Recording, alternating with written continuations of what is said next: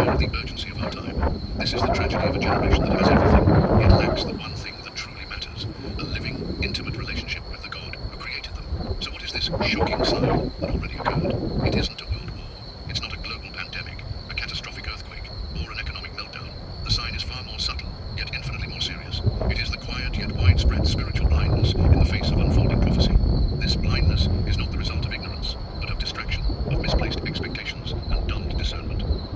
Just as the religious leaders in Jesus' day failed to recognize the Messiah standing right before them, today's world is overlooking the unmistakable signs of his return. And not because these signs are obscure, but because they don't arrive in the dramatic form people expect. We look for fire from heaven, but God often speaks through whispers. We wait for massive revival events, yet he moves through personal conviction. We anticipate global upheaval, while he is already stirring hearts quietly toward repentance. The return of Israel, the moral collapse of societies, the rise of false teachings, the decay of family and truth, and the lukewarm state of the church.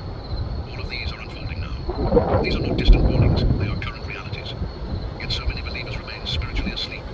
Entertainment numbs them, wealth distracts them, and comfort lulls them into complacency.